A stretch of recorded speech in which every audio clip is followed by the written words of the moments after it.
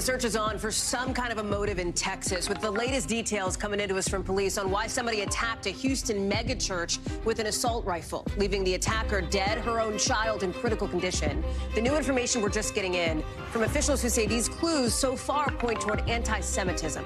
Then tens of millions of people facing what could be a brutal winter storm. The latest predictions calling on a ton of snow right in the middle of the morning rush, and the warnings from officials to just stay inside. Plus, a key election in New York is now just hours away. Who's likely to replace now former Congressman George Santos, and what it means for a Republicans' razor-thin majority in the House. Plus, new numbers coming into us any minute on what could have been, may have been, a record-breaking Super Bowl. How many of us caught yet another Chiefs title, that Usher halftime show, and which of those multi-million-dollar ads made the biggest impression? And later on in tonight's original, is Gen Z failing to launch? Why one of the youngest generations reports feeling lonely, stressed about money, some of them not even bothering to get their driver's licenses. That's a little bit later on. Hey there, I'm Hallie, and we begin tonight with those new details coming in about the shooting at a Houston megachurch. Police looking into anti-Semitic writings, in their words, and a family argument that the shooter got into. Listen. We do believe that there was a familial dispute that has taken place between her ex-husband and her ex-husband's family, and some of those individuals are Jewish. So we believe that might possibly be where all of this stems from. This comes after those scenes of chaos, people running when the suspect opened fire at the megachurch, which is led by celebrity pastor Joel Osteen. You can see some of it here, some of the aftermath.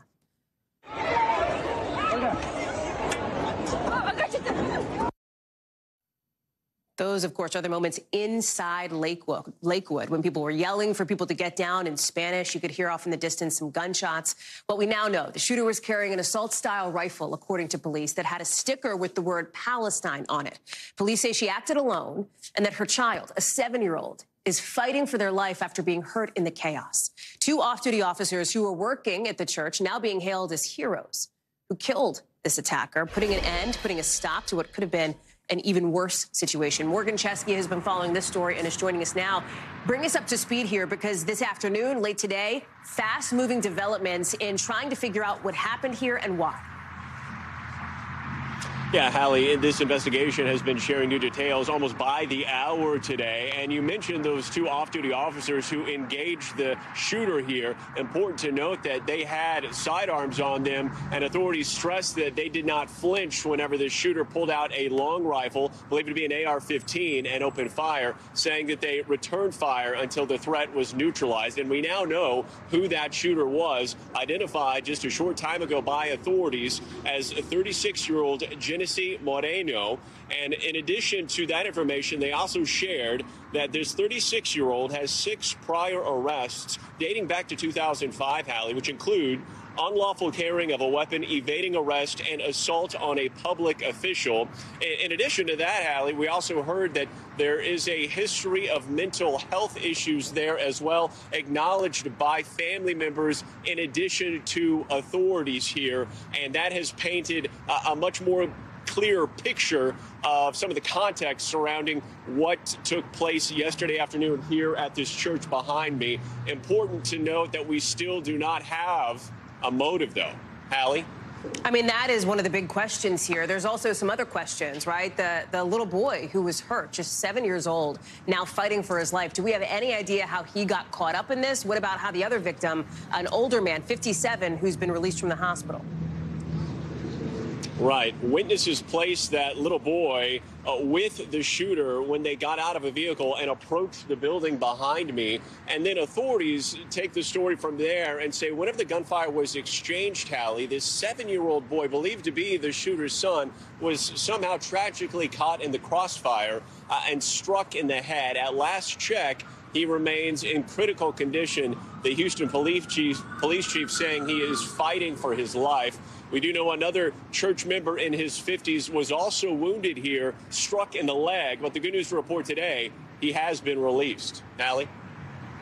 We know that houses of worship are going to see increased security, according to these Houston officials, after a moment like this. Morgan, give us a gut check on how people in this area, in this community, are handling the fallout from all of this today, given how high profile this church was, given what happened here and the details coming out. Right. Authorities stress that houses of worship across the greater metro area will be seeing reinforced security measures. And that does not just include churches like this, which hold thousands of people. That also includes smaller houses of worship, synagogues, etc. as well, Hallie. And I should say that right now, the authorities say that there was a bomb threat that came in addition to this shooter's arrival, but no specific explosive has been found, although individual ingredients have been recovered from their residence, located about 30 minutes from where I'm standing in the suburb of Conroe. Hallie? Morgan Chesky live for us there in Houston. Morgan, thank you for being on top of that one. Let's bring it back east now, because tonight millions of people in the Northeast are bracing for what could be the biggest snowstorm to hit some cities in years. And the timing's important here because the worst of it is set to hit right along the busy I-95 corridor, right in the middle of the morning rush hour. That could snarl traffic up and down the East Coast, with 40 million of us under winter alerts right now. In Boston, there's a snow emergency already with a pile of snow expected there. And in New York, they're telling people if you don't absolutely have to be on the roads, stay home. Students are going to be remote there with no classes in Boston. And listen, yeah, I get it. It's winter. It snows. But it has been a while since either of these big cities have seen this much snow. If they get 6 inches, it would be the most snowfall either has seen in more than 2 years. Meteorologist Bill Cairns is standing by. But first, I want to get to Stephen Romo outside in New York. Not so bad where you're standing now. It could look very different this time tomorrow, Stephen. Yeah, it certainly could. And the hope here, Hallie, is that New Yorkers actually remember how to drive on it, because chances are things are not going to be moving like this tomorrow. Just for an example, I've lived here for going on 3 years now. I've only really seen it snow just one time while I'm here. And that means stuff like this hasn't really been a part of my New York experience. This is what the city will have to be using to treat the roads come tomorrow. This is, of course, salt that they'll be using. They say they are still ready. They remember what it's like when snow actually falls here. So they're going to be prepared using this to treat all of the ground ahead of this event. And this could be the most snow we've seen in the city since January of 2022. You mentioned the schools are closed. Governor Hochul telling people to stay home if at all possible.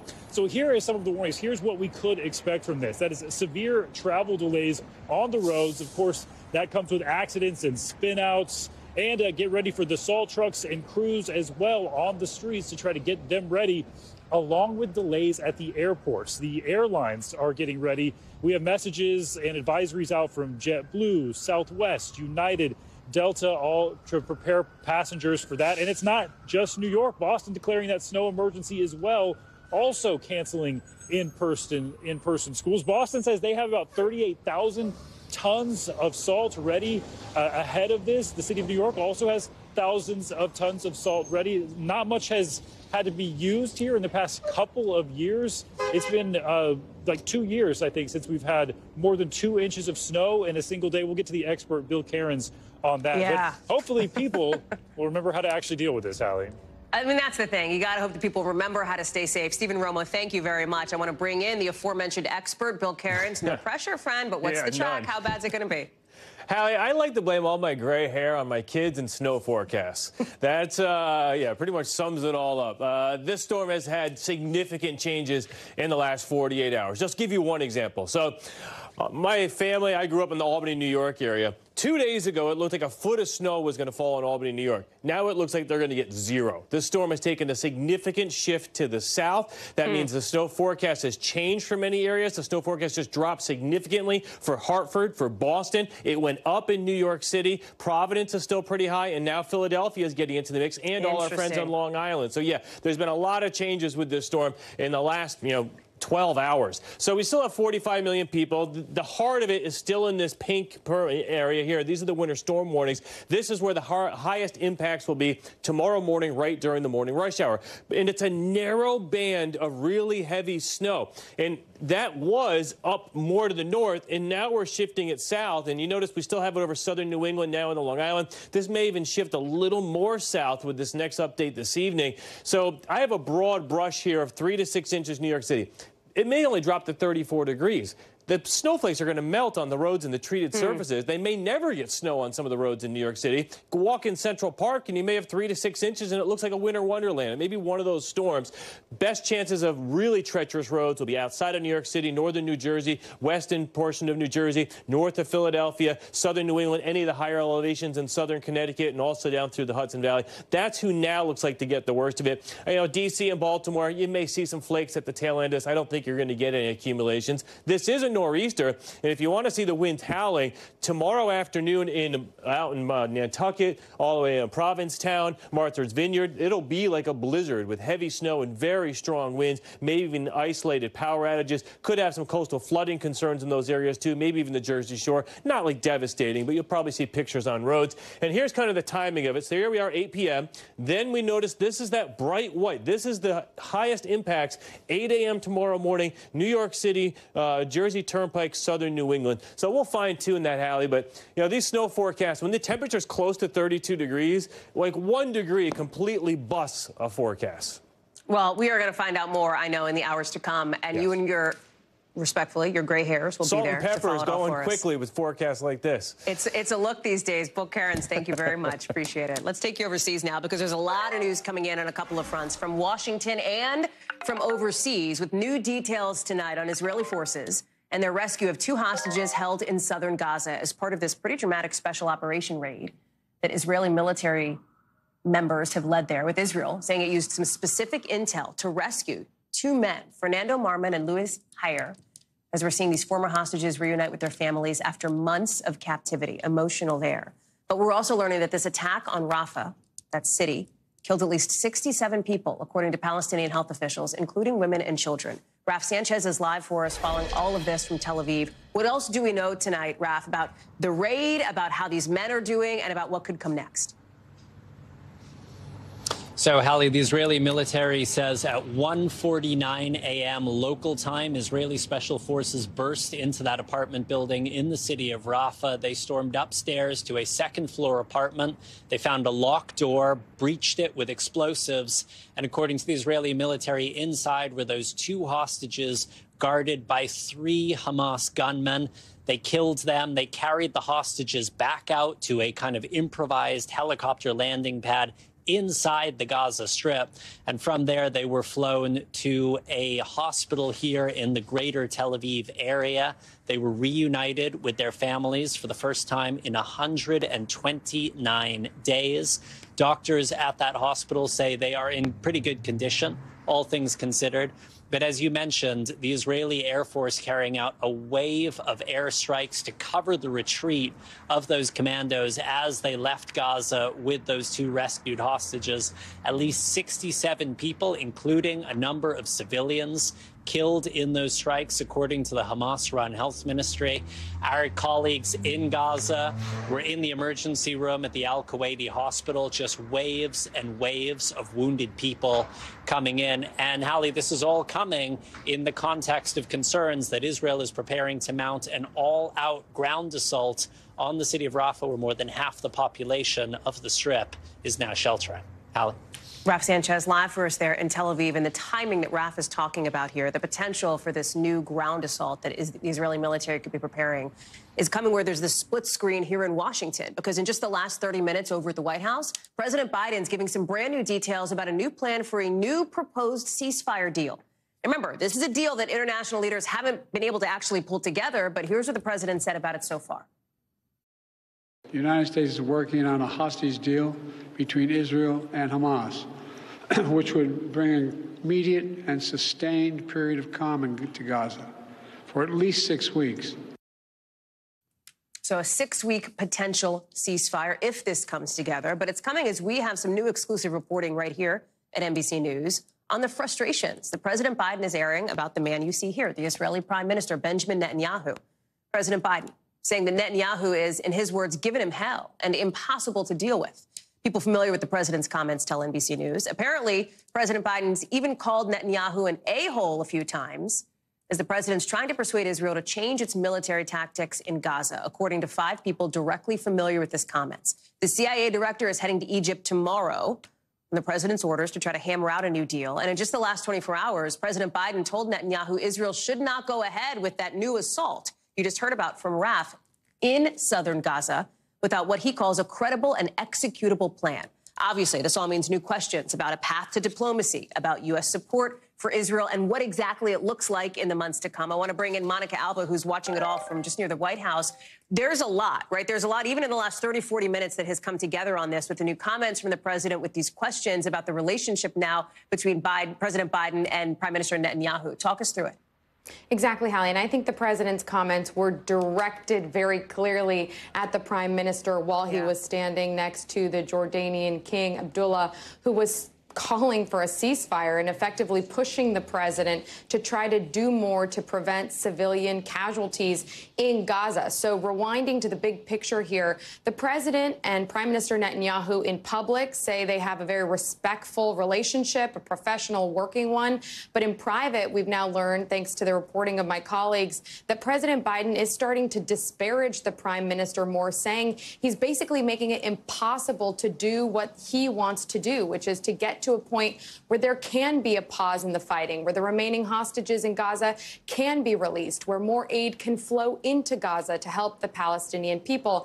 And these conversations are happening when the president is behind closed doors, meeting in small groups with high-dollar donors, and effectively telling them, I'm putting good deals on the table. I'm recommending things that the prime minister and that Israel should be doing, should want to accept, and he's not doing it. And the president's own theory, according to officials that were a part of this conversation, is that this is something where Prime Minister Netanyahu wants to extend the conflict potentially so that he can remain in power. So that is the incredibly complicated situation that President Biden is trying to navigate. And we know they just had a phone call yesterday where they talked about some of these really, really complex, intractable issues. Hallie.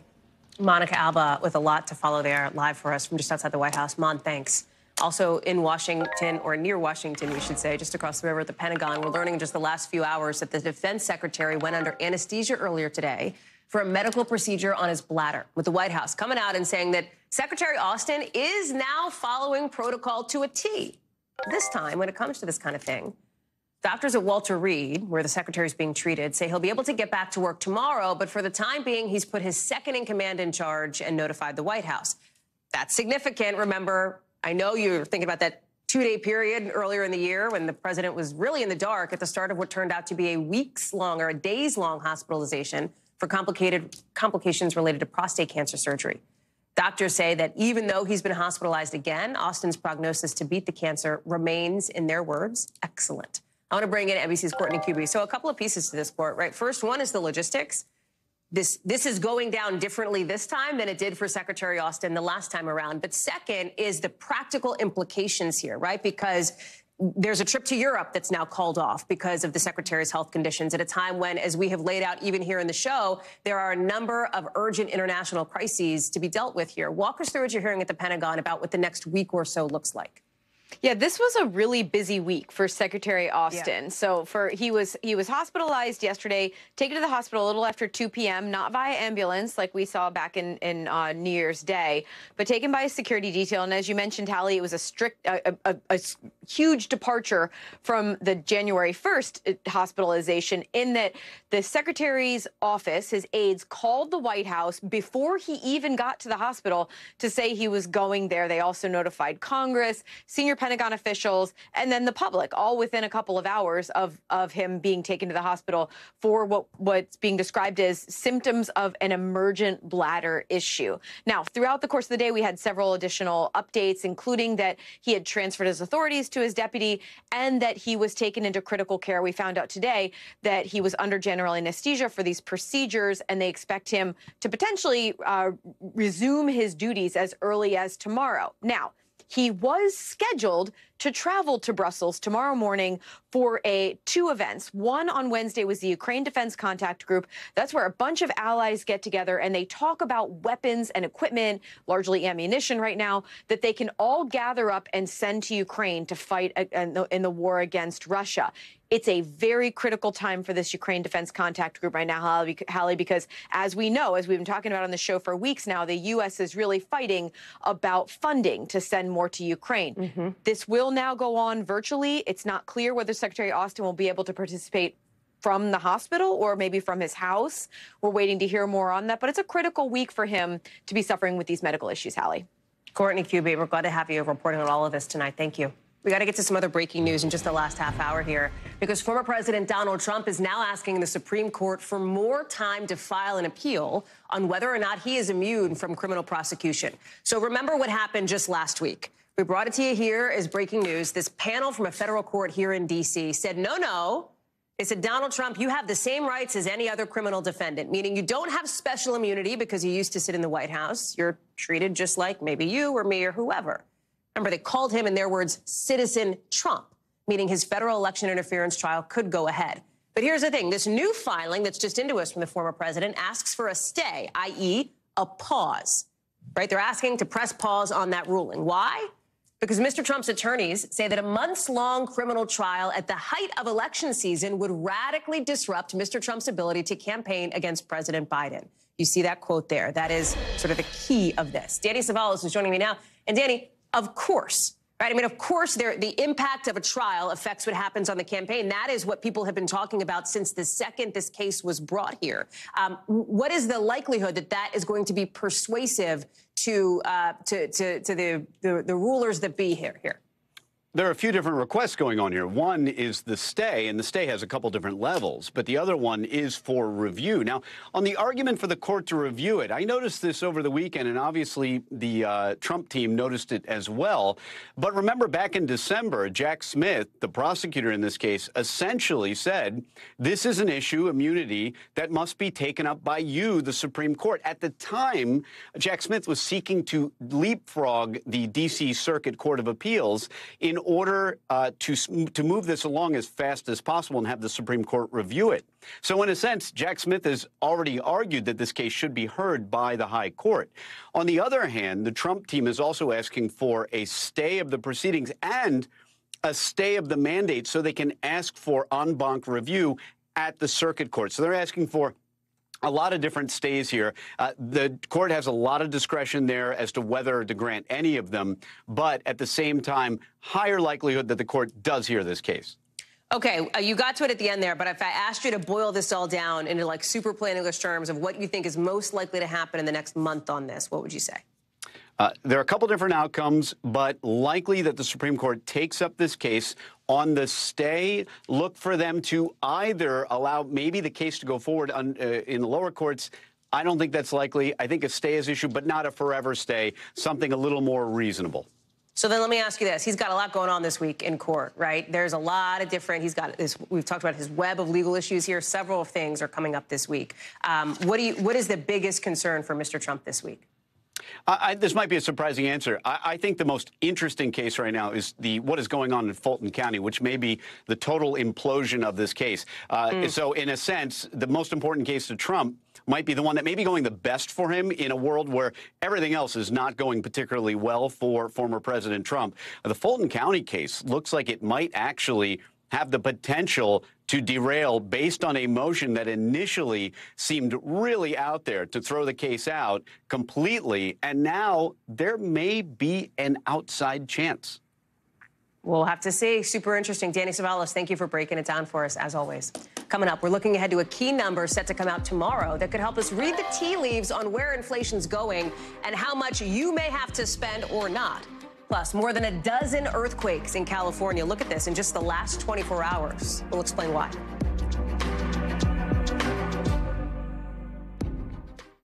A special election in New York tomorrow to fill the seat of ousted Congressman George Santos could shrink an already paper-thin GOP majority and maybe give us some clues for the battle of the House in November. So what's happening tomorrow pits former Democratic Representative Tom Suozzi, who held the seat for 6 years, against Republican Mazi Pilip. It's a big deal because, look here, Republicans have a 7-seat majority with 4 seats vacant. Basically, bottom line math, every seat really counts. And if you need a reminder about why George Santos' seat is open in the first place, here's how we got here. You were the it girl. Everybody wanted you until nobody wanted me. No, I was not a drag queen in Brazil, guys. I was young and I had fun at a festival. Sue me for having a life. I'm Catholic, but I'm also Jew-ish. Sahil Kapoor is joining us now. George Santos will continue his life of, I guess, doing cameos and whatever he's up to now since he's no longer in Congress. His seat is going to get filled. It's going to happen tomorrow, and this is a race that a lot of people are watching because this is a classic swing district, right? Biden 2020, flipped Republican in 2022 as far as the congressional seat, right? What are you hearing where you are? What are you hearing from voters about this special election, and what should we be looking for tomorrow? Yeah, that's all correct, Hallie. This is a divided district. It's a bellwether that has tracked the national mood pretty closely for the last 3 cycles. It voted for Joe Biden in 2020 and then flipped by 16 points to the Republican side, voted for George Santos in 2022. What's fascinating about this district is that the issues that the election appears to be turning on are national issues, hot-button issues that are playing elsewhere in other competitive districts that are likely to decide the battle for the House and give us clues into the national environment for the presidency as well. Those issues include crime, immigration, public safety, abortion. Let's play what some voters had to tell me earlier today. How important is it to you which party controls Congress? The both of them need to work together. I don't know. I want a middle. One is too far left, one is too far right. I think that both of the parties are not focused with a clear intention of the majority of the people of this country at this point. Now, one thing you just heard there is a general dissatisfaction with Congress, a dissatisfaction with Washington that is contributing to the fluidity of districts like this. Neither party's brand is particularly popular here. Both Joe Biden and Donald Trump in a recent Siena College poll are underwater in terms of their own favorability. And let's show the race what it looks like in that poll. Swazi leads narrowly with 48% to Mazi Pilip, the Republican candidate's 44%. That is just inside the margin of error. So it's a statistical dead heat in this race. The issues that are driving the race, let's show that. Mazi Pilip has a lead of 9 points on the issue of addressing the migrant crisis. This is the single biggest asset politically that Republicans have going for them, because you see Tom Swazi has a 23-point lead on the issue of abortion. Well, this is a pro-choice district. He also leads on the question of protecting democracy and making Congress work. Which way are they going to come down, Hallie? This is a paper-thin margin that Republicans have in the House of Representatives. If they lose a seat, it gets thinner. What's thinner than paper? It's hard to say, but certainly they're going to need every vote they can get, especially after last week we showed the importance of one vote when they tried to impeach the DHS secretary and failed by a single vote. Do I love you for talking about the paper thin, cliche? Because you're right. Like, there is not much thinner than paper, and we keep saying this, and I wonder, as it is obviously an active scene behind you there, how we can drill down on this for folks, because literally people might be thinking, wait, there's 400+ seats in Congress. Like, does one seat really make that much of a difference? This year, it absolutely does, and it could give us a signal about November, Sahil. Yes, it absolutely does. A single seat, would have an enormous impact. Again, as we saw last week, one vote made the difference between what would have been a historic impeachment of a cabinet secretary for the first time in 150 years and what ended up being a spectacular failure that left House Republican leadership stunned. So if Democrats win, they feel like they can have an additional asset in the form of one seat to put pressure on Republicans to feel like they have to compromise with Democrats in order to govern, because right now, Speaker Mike Johnson has a tiny majority where any small number of rebels within his conference can object to what he does and prevent it from happening. Hallie? Sahil Kapoor live for us there in Great Neck. Sahil, thank you. Let's get you over to the 5 things our team thinks you should know about tonight. Number 1, as Danny talked about a little earlier in the show, we're looking ahead to Thursday, because that is when the Atlanta judge overseeing the former president's election interference case in Georgia is confirming he will hold a hearing. It's on those misconduct claims against the Fulton County DA. Mr. Trump and some other co-defendants want Fani Willis, the DA, disqualified from the case, claiming that she and the lead prosecutor benefited financially from their personal relationship. That's an accusation Willis denies. Number 2, nearly half of the world's animals that migrate are declining in population. It means their numbers are getting smaller, according to a new UN report. About a fifth of them could face extinction. Officials say it's because of habitat loss, for example, because of illegal hunting and fishing, and because of climate change. Number 3, check this out. It's an earthquake shaking things up in Southern California. One of about 24 earthquakes there in just the last 24 hours, according to officials. Happened in Southern California. You see some of the spots there. Fortunately, there haven't been any reports of anybody getting hurt or any major damage, but boy, those pictures really tell the story. Number 4, Patrick Mahomes won the Super Bowl. Now guess what? He's going to Disneyland. He's already there. Check it out. I thought we had some pictures of it, but anyway, he's there. Quarterback, Super Bowl MVP, just rode in the post-game Disney parade. It's the Chiefs' 3rd Super Bowl win in 5 years. And tonight, guess who's back on Comedy Central? Jon Stewart in the chair for The Daily Show after nearly a decade away. He's not going to be there every night, just on Mondays for this next year, for this election season. He's also going to serve as executive producer until at least 2025. So the Dow up today more than 100 points, setting a new record high, with forecasters expecting tomorrow's report on prices to bring maybe some good news on inflation. The White House is hoping this is going to help sway people who are not giving President Biden credit for this strong economy. And how much groceries cost, that's a big part of this. The cost of food is still high, even though inflation's cooling off. You saw the president just in the last 72 hours or so calling on companies to stop what people call shrinkflation. You know what this is. This is when you pay the same amount for something, but the box is a little smaller. The president calls it a ripoff. Christine Romans is joining us now. Okay, shrinkflation, we get it, right? People get literally less for their money. There's a lot of folks looking ahead to some of these numbers tomorrow because it could help us read some of these tea leaves on where the economy's going. Talk us through it. Okay, well, let's talk about shrinkflation first, because the White House really leaning into this and calling these, snack food companies and consumer products companies and saying, hey, this is not bad for consumers. And you make a lot of money in your earnings, so cut it out. So what is he talking about? He's talking about paper goods.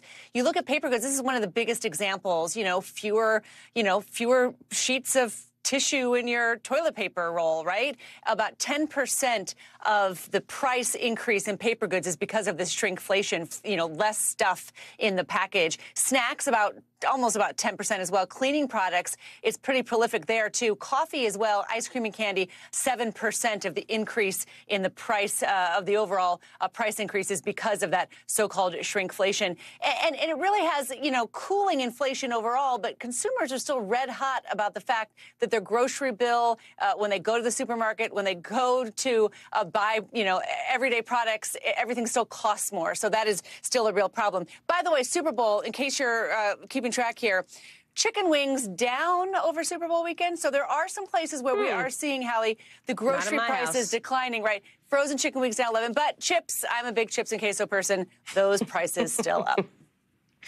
You'd be welcome at my house anytime. so then look ahead to tomorrow then, Christine. What are you watching for? So this is the CPI number for January, probably 2.9%. It's going to show, again, the cooling inflation, which has not really resulted in people feeling better about their grocery bills just yet. We'll watch this one very closely. You talked about the record high in the Dow today. The markets are saying the inflation crisis is over. A soft landing is here. Corporate profits will be strong again this year. Does all that translate into happiness and contentedness at the kitchen table? Not quite yet. The White House clearly hoping that the president's messaging on this will start to resonate at some point. Christine Romans, thank you very much. We'll look for you, I know, again tomorrow, and there's a lot to talk on all of this. Appreciate it. When we come back, take a look at this video of rescuers saving a 12-year-old stranded on a cliff. Oh, so scary. We're going to tell you what it took to get him to safety in just a sec.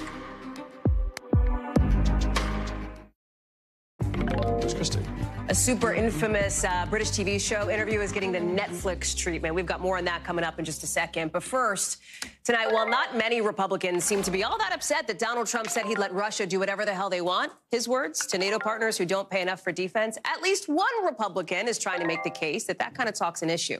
Nikki Haley, today, with some of the sharpest attacks yet against her former boss in this GOP primary. Listen. The NATO countries should pay their fair share, but let's not mistake the fact that when he said that, he put every military member in danger. He put every country in danger. The Biden administration is reacting here, too. Look at that. Appalling and unhinged, they call it. I want to bring in Garrett Hake, who's joining us now. Joe Biden criticizing Donald Trump. Nikki Haley criticizing Donald Trump. Chris Christie coming out yesterday and criticizing Donald Trump. None of that should be surprising to people, right? Because Mr. Trump's Republican allies are largely, if they have any issue, it's with the tone and not the content here. I don't even know if the issue is with the tone. I mean, look, just literally Lindsey Graham saying you wish you'd said it differently. Like, that's This is a story that if you transported us back to 2017 would have a very different feel to it than it does now. And I think the real story here is how far the Republican Party has gone towards Donald Trump, both on the substance of his argument and on not even being particularly worried about the rhetoric. I mean, listen to how some Republican senators, including some not explicitly Trump-allied ones, responded to this today. Yeah, they need to get over it. They need to stand up and be tough. I'm 100% behind him and have been. I take everything President Trump seriously, but I don't take everything he says literally. That's a line we've heard before. Yeah, they're going to put that on my tombstone, I think, from covering Donald Trump. But look, that from Cornyn's not exactly Donald Trump's biggest fan here. But here you have the Republican Party that used to really cringe when he would use this kind of like anti-hawkish, pull back from the world stage kind of language, even if it's hyperbole. Now basically saying like, yeah, we just got to deal with it. That's how this guy is. If you are expecting the Republican Party to really push back strongly on this kind of language, we have been left behind by history in this moment. So a shrug from most of the Republican Party, but given what's happening with Russia, with Ukraine right now, not a shrug from Europe. No, definitely not. I mean, we heard this from several foreign heads of state today. We heard it from David Cameron, who's now the British defense minister. A lot of concern about this kind of language. They very much expect America to uphold our ends of the NATO agreements here, mutual defense, obviously paying our fair share in defense as well. Can we just get into the actual substance of this, though? Yeah. Because paying the fair share, this is something that Donald Trump's been talking about for at least 8 years, That's right? If not longer, right? And part of this is everybody's got to pay into this NATO bucket. Explain this and the actual facts of the case. You don't even have to pay into a bucket. You just have to pay into your own bucket, right? You have to basically, every NATO country is expected to contribute roughly 2% of that country's GDP. So if it's Germany, it's a bigger amount than if it's Portugal, into your own national defense, so that all of these countries would be strong enough to respond should that threat ever arise. The irony of this is Donald Trump is right. A lot of these countries are not up to snuff. They are not paying up to 2%. And the other irony is most of the ones that are the ones who are at the most risk, right? If you're Latvia, Estonia, Poland, those countries who are right up there sort of snuggled up against Russia, those are the folks who are paying the most. Russia's not going to have an amphibious assault against Spain or France. So in some ways, this argument is academic, but in some ways, it's a very good window into Donald Trump's mind on all things foreign aid and on all things foreign affairs. I mean, buried in this whole story was also over the weekend, he said we shouldn't be doing foreign aid at all. Everything we should give to other countries should be a loan. This is a retrenchment on foreign policy across the board that's getting kind of all lumped into his seemingly inflammatory comments about how we behave within NATO. Well, it's a, I think, smart perspective on the storyline here being what this says about where the Republican Party has gone as Donald Trump continues to firm up his grip. This is not Ronald Reagan or John McCain or Mitt Romney's Republican Party anymore. 0.1000. Garrett Haig, thank you very much. Appreciate it. NBC News covers hundreds of other stories every day, and because it can be tough to read or watch or listen to them all, our bureau teams have done it for you. This is what they tell us is going down in their regions in a segment we call The Local. Out of our Northeast Bureau, New York City is expanding a curfew on migrant shelters. Starting tonight, about 3,600 migrants will have to be back in shelters from 11 o'clock at night until 6 o'clock in the morning.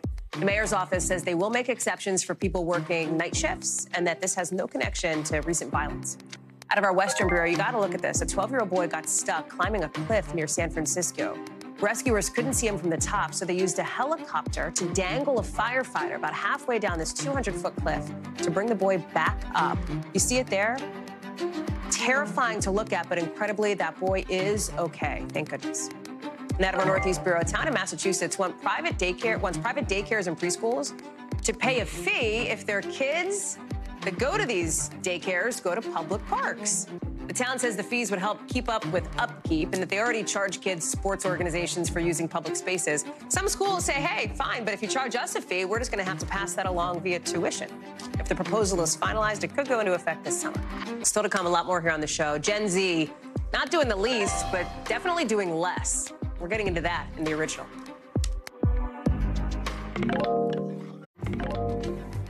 So tonight's original now with in-depth reporting on a topic we've been watching. And tonight it is about some of these trends that we talk about when we talk about Gen Z, for example, from taking a rot day to doom scrolling to quiet quitting. The driver behind a lot of that are these members of Gen Z.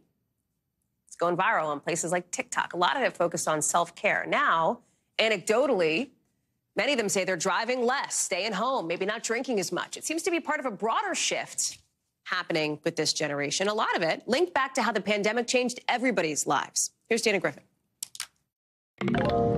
Getting a driver's license may not feel like a ticket to freedom for a lot of teens and young adults like it used to. Offhand, I'd say you failed.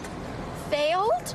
Hoping to avoid moments like that, less and less of Gen Z, roughly defined as people born between 97 and 2010, are on the roads. I'm from New Orleans, which is sort of notorious for having bad drivers. I don't want to put myself in this situation. Today, just 25% of 16-year-olds have any kind of driver's license. Compare that to nearly 3 decades ago, when that number was more than 40%. Why do all of that when you have things like public transportation, ride-sharing, and food delivery apps? The modern accessibility for getting rides and all of that has sort of balanced out the fact that I don't have a license. It's also part of some broader shifts we're seeing among Gen Z. They're drinking less. I know the influence, I know the impact, and I know the vibes. Sleeping earlier. And across social media, viral content focused on staying in more, self-care, and staying home. No, because I've got a plan. What do you mean? You'll find out. Why? Part of it may have to do with the fact that their coming of age was interrupted. Many of these young adults really kind of finished middle school or high school in the pandemic where everything shifted to online. So in real life, kind of interactions seemed less important. They're spending a lot of their time glued to their phones. Just about half of teens say they're online almost constantly, double that from 2015, according to a recent Pew study. In some cases, dramatically changing how they socialize, according to health officials. Another part, finances. 85% of Gen Z citing one or more barriers to achieving financial success. One expert citing a financial hierarchy when it comes to spending, maybe less on a focus on getting a car and paying insurance and more on groceries and paying off student loans. I think driving and owning a car just is kind of falling down because there are so many new options that they can utilize. It just isn't the thing that used to be the most priority for other people. The outcome of some of those financial decisions, some call it an introvert economy. Instead of trying to figure out how to do it and potentially failing, it's just easier to stay kind of to yourself. Which could be good for long-term health trends, but potentially exacerbating the loneliness epidemic. Last year, nearly a quarter of Gen Z adults reported always or often feeling lonely over the past 12 months, compared to 18% of millennials, according to the American Enterprise Institute's Survey Center on American Life. But it doesn't have to stay that way. I'm hoping that as that maturity continues to happen, that thing also impacts how lonely we feel and how we can increase connected communities so that we can decrease some of these other issues. Dana is joining us now. And Dana, you talked about it a little bit there on technology, right? And the way that these things can change so much of how we live. It's not just a Gen Z thing, though.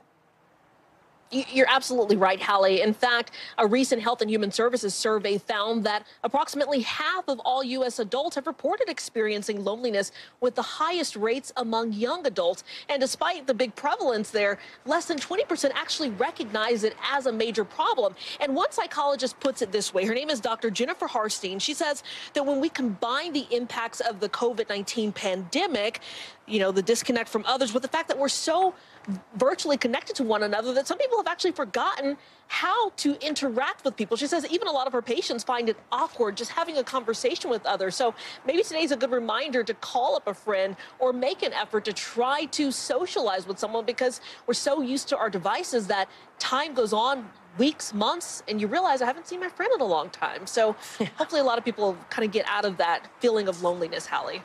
I hear that. Dana Griffin, thank you very much for that reporting. Appreciate it. That does it for us for this hour. We've got a lot of coverage picking up right now.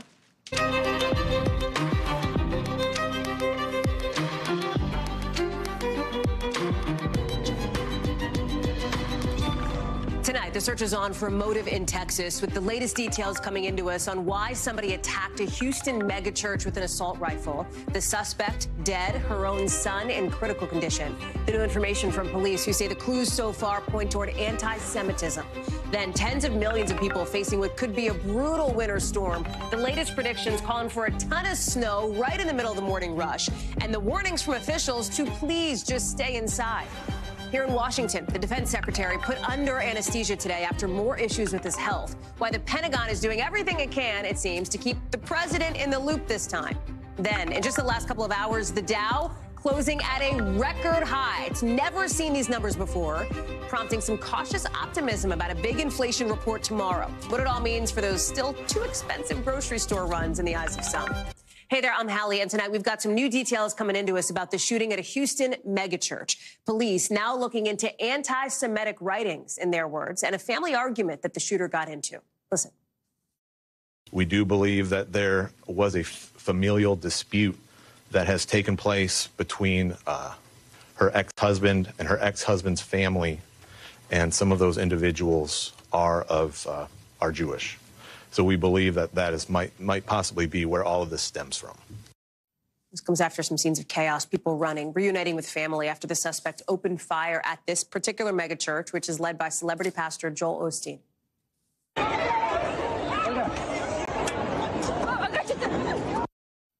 You heard it there, people screaming, yelling for people to get down in Spanish, some gunshots off in the distance. But we now know the shooter was carrying an assault-style rifle that had a sticker with the word Palestine on it, according to police, who say she acted alone and that her little boy, a 7-year-old, is fighting for his life after getting hurt in this chaos. 2 off-duty officers who are working at the church are now being hailed as heroes for killing the attacker. Morgan Chesky is joining us now. One of the things reporters were asking about was how this little boy got hurt. Do we know anything more on that front?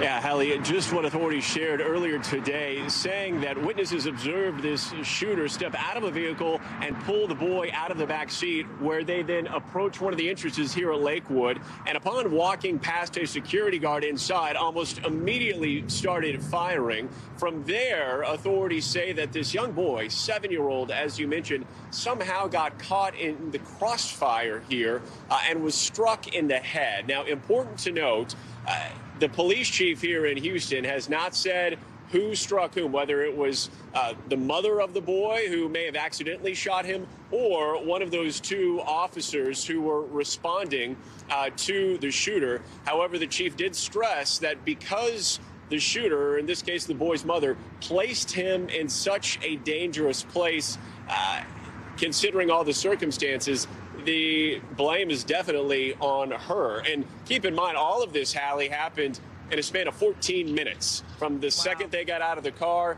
to the second that shooter was pronounced dead. Yep. Yeah, 14 minutes, Morgan, 14 minutes of just terror and chaos inside that church. And we saw some of it there. And now there is this investigation to try to get a better sense of why this happened, why this woman walked into this church and tried to open fire here. We know that the FBI was at her home, the shooter's home, last night. What else have police shared, and what else is our reporting indicating about the motive, about the potential that this anti-Semitic remarks, as police alluded to, had something to do with this? Right. Well, it starts with the identity that was shared of the shooter earlier today. And she was identified as a 36-year-old who lived in a Houston suburb, identified as Genesee Moreno.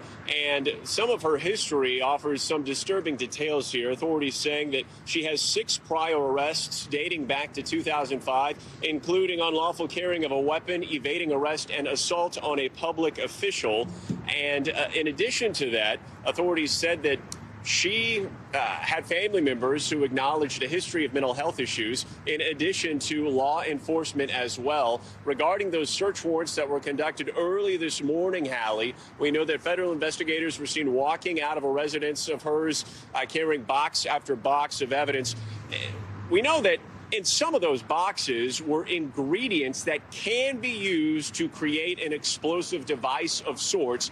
However, despite that suspect making bomb threats, in addition to opening fire here at the church, authorities were very clear to stress that there has been no explosive device that has been recovered. And despite having the ingredients to potentially make a bomb of sorts, nobody is at any risk of exposure from any of these chemicals or materials that were potentially present here at the church, in her car, or at her home. Hallie? Morgan Chesky live for us there outside Lakewood. Morgan, thank you. Let's bring you back east, because tonight millions of people in the Northeast are bracing for what could be the biggest snowstorm to hit some cities in years. The timing is pretty key here because the worst of it is set to happen right along the I-95 corridor in the middle of the morning rush hour. That could be bad news for travel up and down the East Coast, with 45 million people under winter alerts right now. In Boston, they've got a snow emergency in place already. That's them announcing it there, with a pile of snow expected, TBD on just how much. In New York, they're telling people, hey, if you don't absolutely have to be on the road, don't be. Just stay home. Students will. They're going to be remote in New York City. In Boston, schools are closed. And while, yes, it is winter, and yes, we often see snow in winter, neither of these cities have seen snow like this since January and February of 2022. Meteorologist Bill Cairns is standing by, but Stephen Romo is live for us outside in New York, where the track has shifted a little bit in just the last 60 minutes or so, Stephen, meaning more snow in New York City than they expected even 3 hours ago, right? Talk us through it. Yeah, people are, they're talking about it right now. They're trying to prepare for it because it's something, as you mentioned, New Yorkers have not really seen since the beginning of 2022. Things are moving smoothly right now out on the roads in New York City, but that might not be the case tomorrow. New Yorkers may not be ready, but the city of New York, they say that they are. And let me show you why that is. They've had this waiting since January, February 2022, piles and piles of salt to use on the roads to treat them to get ready. And of course, as you mentioned, we are hearing that people should stay home if they can. This used to mean a snow day for a lot of people, including the students. But now with remote learning, they're going to have to learn at home. Sorry, kids. But the city says with the schools closed, that should alleviate some of the traffic on the road. Of course, that is the big concern of keeping everyone safe. Mayor Adams making that announcement today. Governor Hochul also chiming in, saying that people should stay home if at all possible. Here's what you could expect, according to these officials: some severe delays on the roads, accidents, spinouts, that type of thing. Also, these crews out getting stuff ready to treat the streets, along with delays at the airports, Hallie. Airlines also sending out messages of warnings for delays. You should make sure to check your flights before you head out. It's going to be something that New Yorkers who've been here a while may be used to, Hallie. I've been here 3 years, only really saw that snow in late January of 2022, so it'll be something to see. Yeah, no kidding. Stephen Romo, thank you very much. Meteorologist Bill Cairns, the question is, are people going to see it? Is it going to be a boom or a bust? Oof. What's your sense? Some areas are going to get booms and some others busts, and a lot of people are going to be surprised which one of those they're in. So That's this has a been controversial take, Bill. My God, you're like a State Department diplomat with that answer. Are you? Well, the problem is that this forecast has changed so quickly. A lot of people look at their phones and they see their phones and it says the snow amount. Correct. And those do not keep up with how quickly we get the new data in. So there's a lot of people, there's schools being canceled that don't need to be canceled at this point because the forecast has changed, but they're making those decisions based off of old information. So let me try to explain what's happening. So the storm is not going to merge with the storm to the north as strong as was expected. It's going to stay more to the south, and that is completely changing the forecast in many areas of the Northeast, especially southern New England, central New England, and now in the mid-Atlantic. Hallie, our friend Doug Kammerer, I was just on the phone with him. He's our NBC chief meteorologist in D.C. I know Doug. And I was like, Doug, I'm like, it may snow in D.C. now. So, yes. We're starting to talk D.C., Philly, and Baltimore snow, where, like, before we were like, it's just going to rain, no big deal. And now we're like, wait, we may get snow in those areas tomorrow morning, and no one is expecting it. So here's the forecast that we have right now going. So Albany, about 24 to 36 hours ago, was expecting a foot of snow. Now, it may not even snow in Albany. So everything has shifted southwards. Now got Philly. You know, we were debating, 1 to 3, 2 to 4, but this is easily possible if the snow's hard enough. And now we got even Baltimore and D.C., possibility of at least a little bit of snow out of this. I still think New York to Providence is the bullseye out of this, Hallie. But, stay tuned. Tomorrow morning, if you're in this region, make sure you wake up and give yourself extra time and just in case. I was just going to say, moral of the story, get up, listen to your local weather team, listen to Bill Cairns, make sure you have an update on what's in store for you. Bill, thank you. Appreciate it. Yeah. Let's take you overseas now with a lot of developments there because Israeli forces are giving some new details on the rescue, apparently, of 2 hostages that were being held in southern Gaza. Part of this dramatic special operation raid, with Israel saying it used specific intel to rescue 2 men, Fernando Marman and Luis Jair, as we're seeing these former hostages reunite with their families after months of captivity. Look at that. Some just incredibly emotional moments. But we're also learning that this attack on Rafah killed at least 67 people, according to Palestinian health officials, including women and children. I want to get right to Raf Sanchez in Tel Aviv because Raf, the Israeli defense minister, calls this moment a turning point in the war as Israel is getting ready, it seems, to prepare a bigger ground offensive here. What does this mean for those civilians caught up in the middle of this, those civilians that we have been talking about now for months? Yeah, Hallie, so what we saw in the early hours this morning was a targeted surgical special forces raid. The Israeli commandos going into the city very quietly, rescuing those hostages, and then as they left, Israel carrying out this wave of airstrikes that killed, as you said, dozens of people on the way out. But what is looming over the city of Rafah is potentially something much, much bigger, much closer to what we're seeing going on right now in Han Yunis, where you have Israeli tanks on the streets, you have gun battles, basically corner by corner. You have some of the only functioning hospitals in the Gaza Strip, pretty much surrounded with bullets flying in every direction. And you heard President Biden a little earlier tonight warning Israel, repeating what has now been a pretty consistent American warning, that they should not go into the city of Rafah without a credible plan to evacuate and protect those 1.4 million civilians who are sheltering in the city. Hallie, that is more than half the population of the Gaza Strip. And these are people who were displaced from their homes by the fighting in the north already and now feel like they have nowhere to run. Hallie? Raf, we're going to talk about this in just a second with our White House team, but there is some reporting now, exclusive to NBC News, about the way that President Biden has been seeing Prime Minister Benjamin Netanyahu, clearly frustrated with him and the way that Israel is conducting the potential for this ground offensive here, even as talks for a ceasefire continue. How has that landed where you are in Israel? I wonder if you can give us a sense or pull back the curtain on that piece. Well, Hallie, there have been a number of reports, including the one that our colleagues on the White House team have reported out, showing that the president behind closed doors is deeply, deeply frustrated with Prime Minister Benjamin Netanyahu. I can tell you, Hallie, the prime minister is a guy with pretty thick skin. He has been having fights with Democratic presidents going back to Bill Clinton. It's something, frankly, that often helps him with his right-wing voter base here in Israel. What the president has not done so far is exert real kind of policy leverage over Israel to make it change direction. That could involve cutting back ammunition, cutting back diplomatic support at the UN and other bodies. Netanyahu can live with tough words. He can't live without that American support. Hallie?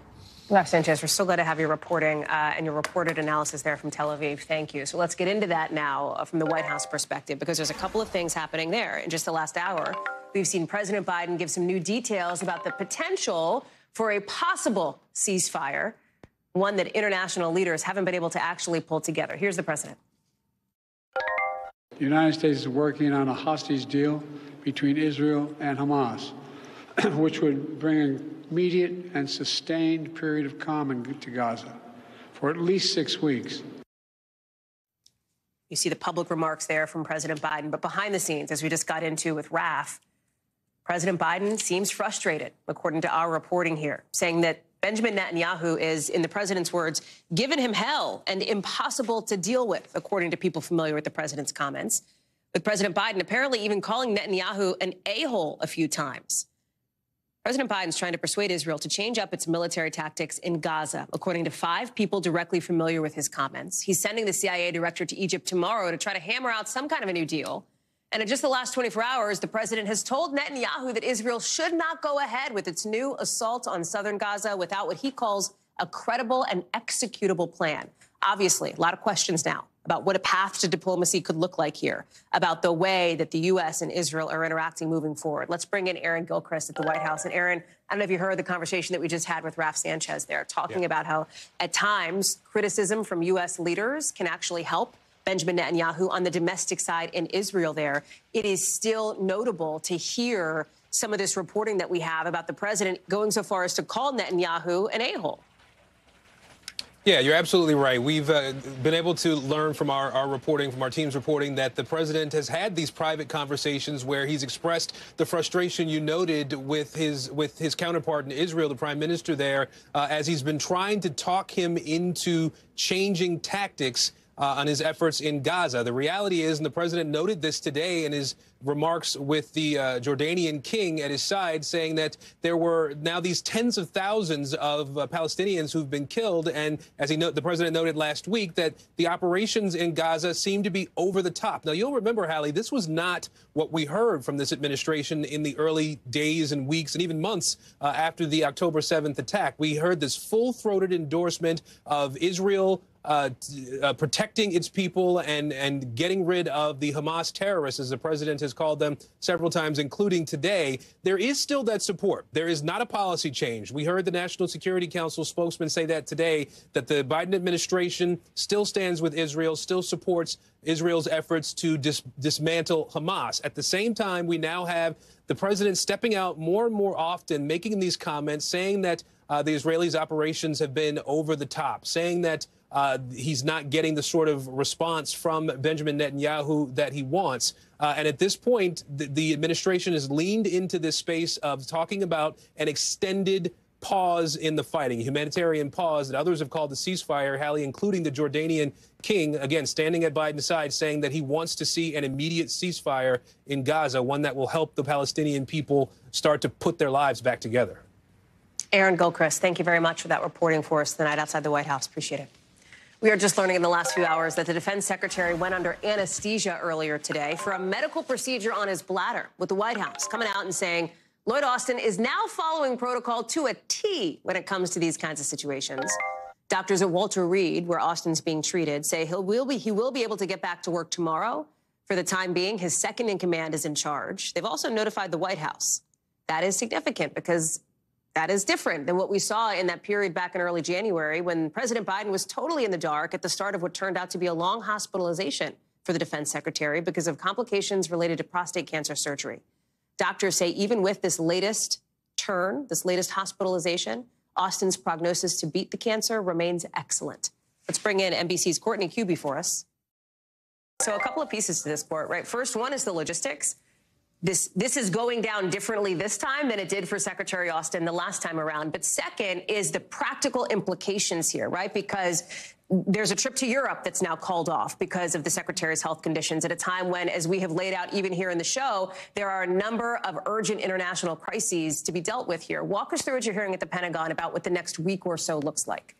Yeah, this was a really busy week for Secretary Austin. Yeah. So he was hospitalized yesterday, taken to the hospital a little after 2 p.m., not via ambulance like we saw back in New Year's Day, but taken by a security detail. And as you mentioned, Hallie, it was a huge departure from the January 1st hospitalization in that the secretary's office, his aides, called the White House before he even got to the hospital to say he was going there. They also notified Congress, senior Pentagon officials, and then the public, all within a couple of hours of him being taken to the hospital for what's being described as symptoms of an emergent bladder issue. Now, throughout the course of the day, we had several additional updates, including that he had transferred his authorities to his deputy and that he was taken into critical care. We found out today that he was under general anesthesia for these procedures, and they expect him to potentially resume his duties as early as tomorrow. Now, he was scheduled to travel to Brussels tomorrow morning for two events. One on Wednesday was the Ukraine Defense Contact Group. That's where a bunch of allies get together and they talk about weapons and equipment, largely ammunition right now, that they can all gather up and send to Ukraine to fight in the war against Russia. It's a very critical time for this Ukraine Defense Contact Group right now, Hallie, because as we know, as we've been talking about on the show for weeks now, the U.S. is really fighting about funding to send more to Ukraine. Mm-hmm. This will now go on virtually. It's not clear whether Secretary Austin will be able to participate from the hospital or maybe from his house. We're waiting to hear more on that, but it's a critical week for him to be suffering with these medical issues, Hallie. Courtney Kube, we're glad to have you reporting on all of this tonight. Thank you. Some breaking news coming into us in just the last hour. Former President Donald Trump wants the Supreme Court to give him more time to file an appeal on whether or not he should be immune from criminal prosecution. Remember, this comes after a ruling last week that said, no, Mr. Trump is actually citizen Trump, meaning he has no special protections from being prosecuted just because he used to sit in the White House, meaning his federal election interference trial could go ahead. But this particular filing asked the justices for basically a pause on that ruling. Why? Because he says that his attorneys say this, a months-long criminal trial of the president at the height of election season will radically disrupt his ability to campaign against President Biden. Danny Savalos is joining us now. Okay. I mean, one of the questions that I think everybody had when some of these legal issues first started to come up for former President Trump, particularly the federal election case after what happened on January 6th, and of course the last election, was, if there is a trial, would it collide with the campaign season? The former president's attorneys are clearly pointing that out. What say you as to how this goes, right? Will they grant the pause? Not? You talk now. With this many cases and legal issues, it's helpful to take a look at a timeline of all the cases and legal matters pending against Donald Trump. And we have something like that. But the bottom line is there are 4 criminal cases, which obviously are the most important pending issue for Donald Trump. You see there the New York hush money case, classified documents case, the election interference. Georgia, as I've said before, Georgia may be on the ropes after one defendant filed a motion to toss the indictment and disqualify the prosecutors. And the disqualification may have just as devastating effect on that case as well. And these 4 cases, the 2 federal cases, are moving forward slowly, but Donald Trump's game here is delay, delay, delay. Because if he's inaugurated and those federal cases are still pending in any way, then they go away. Here you see also that the next step now is that Jack Smith will file a response. But keep in mind, in December, Jack Smith said this is a case, this is an issue, immunity, that should be decided by the Supreme Court. At the time, he was trying to leapfrog the D.C. Court of Appeals and get it to the Supreme Court. Why? Speed. This is all about time. Danny Savalos, we're glad to have you breaking all of it down for us, making it clear how this picture goes. I know we'll talk again in the days to come. Appreciate it. So listen, some pretty big economic news today, because guess what? Today, just in the last couple of hours, the Dow has set a new record high, meaning the Dow has never been the highest it's been as it is today. That's after the S&P also set a record back on Friday. Take a look, up 125 points the Dow was, closing at 38,797. That's a big deal, right? It's partly driven by the expectation that tomorrow's report on prices will bring some good news about inflation. And the White House is hoping all of this could help sway people who aren't giving Biden credit. They're not giving President Biden the credit for this strong economy. That's how the White House feels when you look at polling on how people feel about the economy. They don't feel good, even though the numbers are positive. Why? Well, partly it's the cost of groceries. The cost of food is still up there, even with inflation cooling off. You saw the president just in the last 72 hours calling on companies to stop shrinkflation. That's what they call it when the product is the same size, or the product is smaller, but the price tag is the same. Mr. Biden describing the practice as a ripoff. Christine Romans is joining us now. There's a lot of folks looking ahead to some of these numbers tomorrow because it could help us read some of these tea leaves on where the economy is going. Talk us through it. Okay, well, let's talk about shrinkflation first, because the White House really leaning into this and calling these, snack food companies and consumer products companies and saying, hey, this is not bad for consumers. And you make a lot of money in your earnings, so cut it out. So what is he talking about? He's talking about paper goods. You look at paper goods, this is one of the biggest examples, fewer sheets of tissue in your toilet paper roll, right? About 10% of the price increase in paper goods is because of this shrinkflation, less stuff in the package. Snacks, almost about 10% as well. Cleaning products, it's pretty prolific there too. Coffee as well, ice cream and candy, 7% of the increase in the price of the overall price increases because of that so-called shrinkflation. And it really has, cooling inflation overall, but consumers are still red hot about the fact that their grocery bill, when they go to the supermarket, when they go to buy, everyday products, everything still costs more. So that is still a real problem. By the way, Super Bowl, in case you're keeping track here, chicken wings down over Super Bowl weekend. So there are some places where we are seeing, Hallie, the grocery prices declining, right? Frozen chicken wings down 11, but chips, I'm a big chips and queso person, those prices still up. You'd be welcome at my house anytime. So then look ahead to tomorrow then, Christine. What are you watching for? So this is the CPI number for January, probably 2.9%. It's going to show, again, the cooling inflation, which has not really resulted in people feeling better about their grocery bills just yet. We'll watch this one very closely. You talked about the record high in the Dow today. The markets are saying the inflation crisis is over. A soft landing is here. Corporate profits will be strong again this year. Does all that translate into happiness and contentedness at the kitchen table? Not quite yet. The White House clearly really hoping that the president's messaging on this will start to resonate at some point. Christine Romans, thank you very much. We'll look for you, I know, again tomorrow, and there's a lot to talk on all of this. Appreciate it. Coming up, a national emergency tonight in one Caribbean country after a big oil spill. Why, there's a mystery, look at that, around the ship at the center of it. Plus, what thousands of Uber and Lyft drivers are going to do for the first time in years. A special election in New York tomorrow to fill the seat of ousted Congressman George Santos could shrink an already paper-thin GOP majority and maybe give us some clues for the battle of the House in November. So what's happening tomorrow pits former Democratic Representative Tom Suozzi, who held the seat for 6 years, against Republican Mazi Pilip. It's a big deal because, look here, Republicans have a 7-seat majority with 4 seats vacant. Basically, bottom line math, every seat really counts. And if you need a reminder about why George Santos' seat is open in the first place, here's how we got here. You were the it girl. Everybody wanted you until nobody wanted me. No, I was not a drag queen in Brazil, guys. I was young and I had fun at a festival. Sue me for having a life. I'm Catholic, but I'm also Jew-ish. Saha Kapoor is joining us now. George Santos will continue his life of, I guess, doing cameos and whatever he's up to now since he's no longer in Congress. His seat is going to get filled. It's going to happen tomorrow, and this is a race that a lot of people are watching because this is a classic swing district, right? Biden 2020, flipped Republican in 2022 as far as the congressional seat, right? What are you hearing where you are? What are you hearing from voters about this special election, and what should we be looking for tomorrow? Yeah, that's all correct, Hallie. This is a divided district. It's a bellwether that has tracked the national mood pretty closely for the last 3 cycles. It voted for Joe Biden in 2020 and then flipped by 16 points to the Republican side, voted for George Santos in 2022. What's fascinating about this district is that the issues that the election appears to be turning on are national issues, hot-button issues that are playing elsewhere in other competitive districts that are likely to decide the battle for the House and give us clues into the national environment for the presidency as well. Those issues include crime, immigration, public safety, abortion. Let's play what some voters had to tell me earlier today.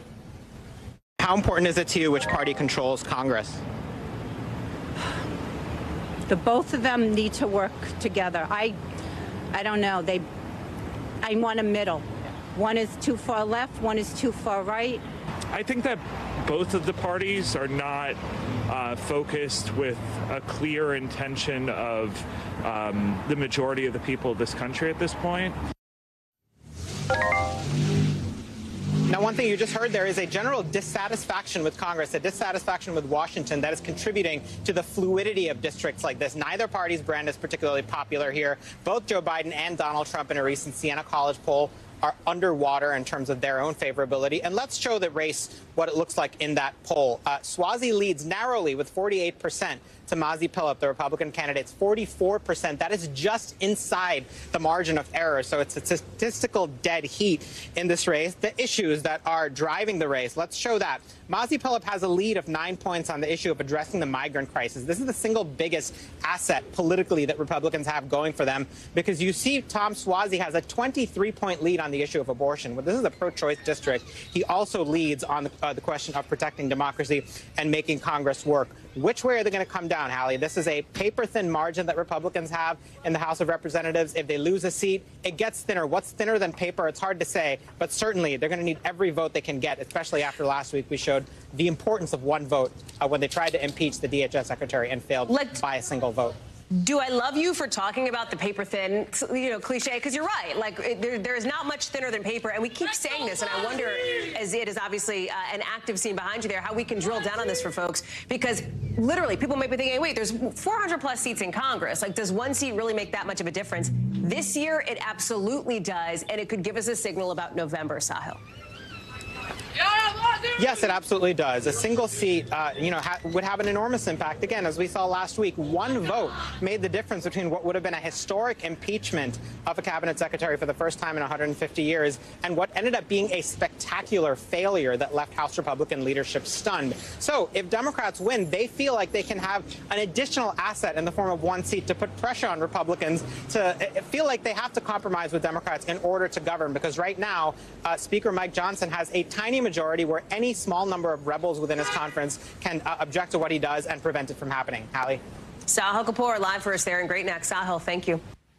Let's get you over to the 5 things our team thinks you should know about tonight. Number 1, at least 1 person was killed, 5 others hurt after a shooting at a Bronx subway station. You're seeing some of the aftermath here. In just the last couple of hours, there was a fight on a train car that then spilled out onto the platform, according to police and law enforcement.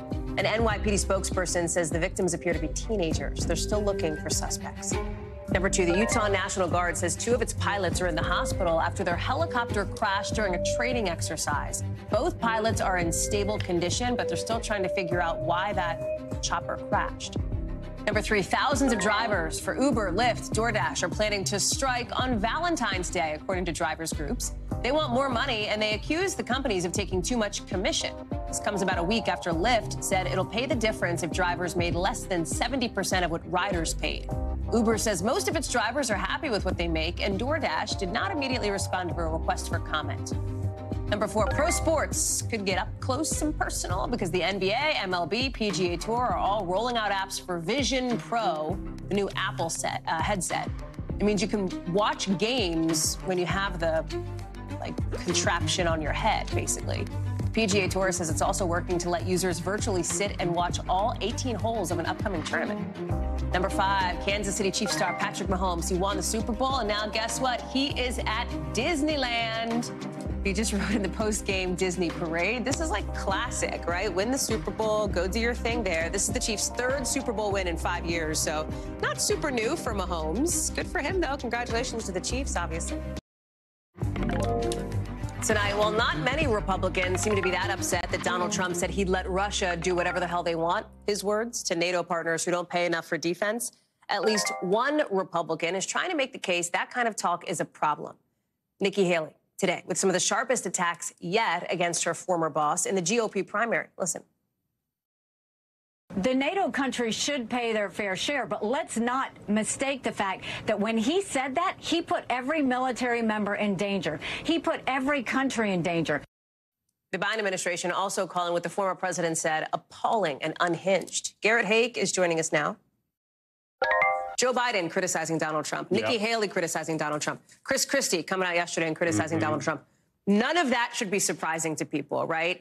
Because Mr. Trump's Republican allies are largely, if they have any issue, it's with the tone and not the content here. I don't even know if the issue is with the tone. I mean, look, just literally Lindsey Graham saying you wish you'd said it differently. Like that's This is a story that if you transported us back to 2017 would have a very different feel to it than it does now. And I think the real story here is how far the Republican Party has gone towards Donald Trump, both on the substance of his argument and on not even being particularly worried about the rhetoric. I mean, listen to how some Republican senators, including some not explicitly Trump-allied ones, responded to this today.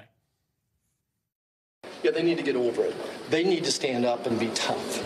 I'm 100% behind him and have been. I take what everything President Trump seriously, but I don't take everything he says literally.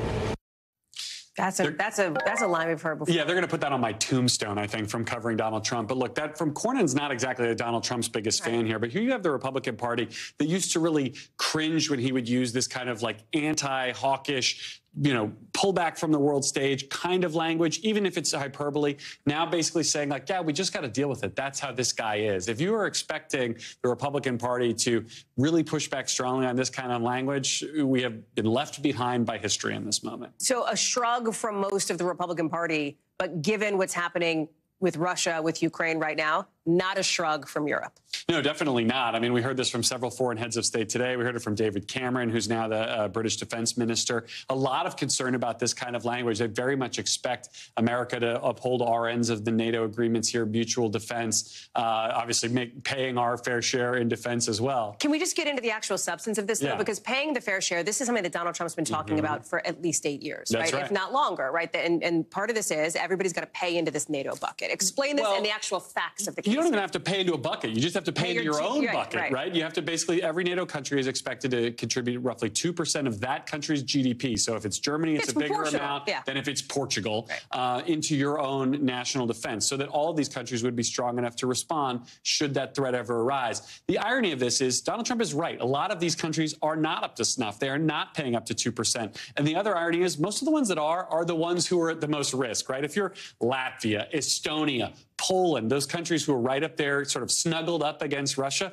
those are the folks who are paying the most. Russia's not going to have an amphibious assault against Spain or France. So in some ways, this argument is academic, but in some ways, it's a very good window into Donald Trump's mind on all things foreign aid and on all things foreign affairs. I mean, buried in this whole story was also over the weekend, he said we shouldn't be doing foreign aid at all. Everything we should give to other countries should be a loan. This is a retrenchment on foreign policy across the board that's getting kind of all lumped into his seemingly inflammatory comments about how we behave within NATO. Well, it's a, I think, smart perspective on the storyline here being what this says about where the Republican Party has gone as Donald Trump continues to firm up his grip. This is not Ronald Reagan or John McCain or Mitt Romney's Republican Party anymore.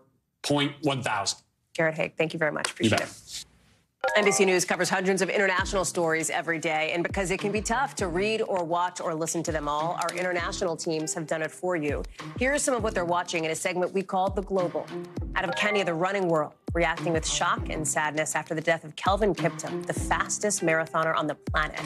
The 24-year-old died in a car crash yesterday, just months after he ran the Chicago Marathon in only 2 hours and 35 seconds.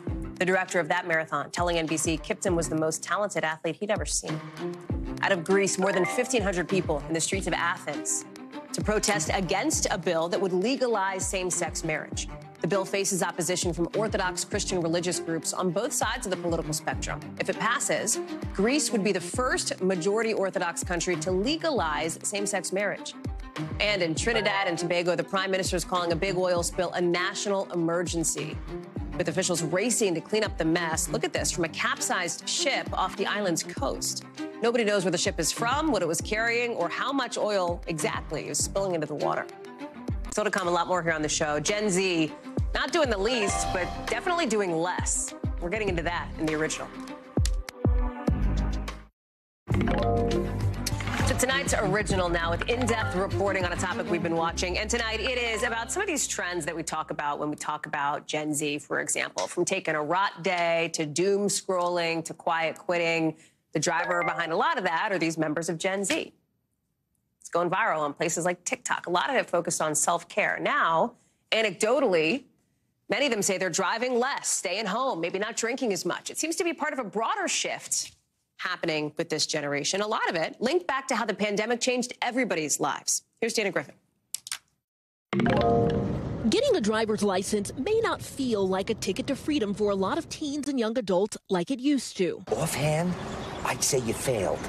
Failed? Hoping to avoid moments like that, less and less of Gen Z, roughly defined as people born between 97 and 2010, are on the roads. I'm from New Orleans, which is sort of notorious for having bad drivers. I don't want to put myself in this situation. Today, just 25% of 16-year-olds have any kind of driver's license. Compare that to nearly 3 decades ago, when that number was more than 40%. Why do all of that when you have things like public transportation, ride-sharing, and food delivery apps? The modern accessibility for getting rides and all of that has sort of balanced out the fact that I don't have a license. It's also part of some broader shifts we're seeing among Gen Z. They're drinking less. I know the influence, I know the impact, and I know the vibes. Sleeping earlier. And across social media, viral content focused on staying in more, self-care, and staying home. No, because I've got a plan. What do you mean? You'll find out. Why? Part of it may have to do with the fact that their coming of age was interrupted. Many of these young adults really kind of finished middle school or high school in the pandemic where everything shifted to online. So in real life, kind of interactions seemed less important. They're spending a lot of their time glued to their phones. Just about half of teens say they're online almost constantly, double that from 2015, according to a recent Pew study. In some cases, dramatically changing how they socialize, according to health officials. Another part, finances. 85% of Gen Z citing one or more barriers to achieving financial success. One expert citing a financial hierarchy when it comes to spending, maybe less on a focus on getting a car and paying insurance and more on groceries and paying off student loans. I think driving and owning a car just is kind of falling down because there's so many new options that they can utilize. It just isn't the thing that used to be the most priority for other people. The outcome of some of those financial decisions, some call it an introvert economy. Instead of trying to figure out how to do it and potentially failing, it's just easier to stay kind of to yourself. Which could be good for long-term health trends, but potentially exacerbating the loneliness epidemic. Last year, nearly a quarter of Gen Z adults reported always or often feeling lonely over the past 12 months, compared to 18% of millennials, according to the American Enterprise Institute's Survey Center on American Life. But it doesn't have to stay that way. I'm hoping that as that maturity continues to happen, that thing also impacts how lonely we feel and how we can increase connected communities so that we can decrease some of these other issues. Dana is joining us now. Dana, you talked about it a little bit there on technology, right? And the way that these things can change so much of how we live. It's not just a Gen Z thing, though. You're absolutely right, Hallie. In fact, a recent Health and Human Services survey found that approximately half of all U.S. adults have reported experiencing loneliness, with the highest rates among young adults. And despite the big prevalence there, less than 20% actually recognize it as a major problem. And one psychologist puts it this way. Her name is Dr. Jennifer Harstein. She says that when we combine the impacts of the COVID-19 pandemic, the disconnect from others, with the fact that we're so virtually connected to one another, that some people have actually forgotten how to interact with people. She says even a lot of her patients find it awkward just having a conversation with others. So maybe today's a good reminder to call up a friend or make an effort to try to socialize with someone, because we're so used to our devices that time goes on, weeks, months, and you realize I haven't seen my friend in a long time. So hopefully a lot of people kind of get out of that feeling of loneliness, Hallie. I hear that. Dana Griffin, thank you very much for that reporting. Appreciate it. That does it for us for this hour. We've got a lot of coverage picking up right now. Thanks for watching. Stay updated about breaking news and top stories on the NBC News app, or follow us on social media.